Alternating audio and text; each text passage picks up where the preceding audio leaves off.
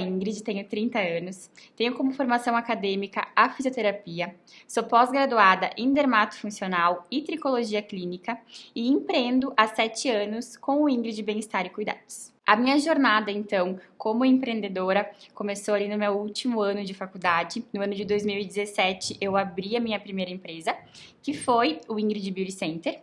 E ali, quando eu abri, eu tinha 23 anos, era super jovem, eu consegui entender esse mundo, né, do despertar pessoal, do desenvolvimento humano e também da inteligência emocional. Eu gosto de falar, né, que esse despertar começou bem pela dor mesmo. Eu não tinha e não imaginava o quanto isso era importante. Quando eu abri o Ingrid Beauty Center na época, eu tinha eu e mais 3 colaboradores. E aí ali eu consegui entender o quanto eu precisava me autoconhecer para ter a inteligência emocional, que era entender, né, a emoção certa na hora certa, para conseguir desenvolver as pessoas que trabalhavam comigo. Quando eu falo em desenvolver, é desenvolver bem essa técnica de conexão, tanto minha com o meu colaborador, quanto Ingrid com o cliente. Eu gosto sempre de falar também que a gente comunica muito de forma não verbal. Isso também está dentro do desenvolvimento humano. Às vezes a gente comunica mais de forma não verbal e pouco de forma verbal e vice-versa. Então, para a gente entender todos esses processos, o caminho é o autoconhecimento. Eu fiquei nesse processo com o Ingrid Beauty Center, que foi minha primeira empresa durante 3 anos.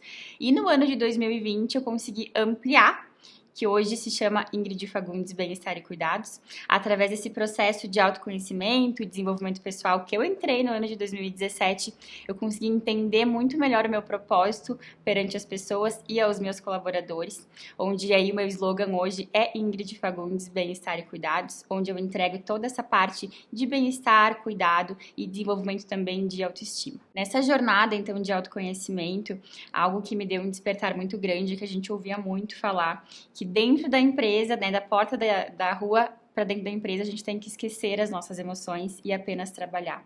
Isso, ao meu ver, é uma mentira, porque nós somos seres humanos, a gente é feito de emoções. Então, quando a gente consegue entender esse processo, a gente consegue ancorar muito melhor os nossos colaboradores e também gerar muito mais conexão com os nossos clientes. Quando a gente entende esse processo emocional da nossa vida, a gente consegue acessar muito mais aos outros e ter também mais empatia.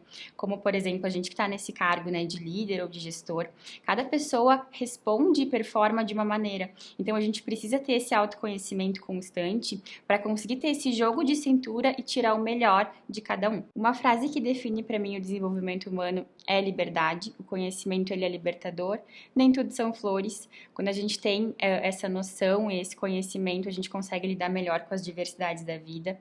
É desafiador, a gente sabe o quanto é desafiador, o quanto a gente carrega as nossas dores, né?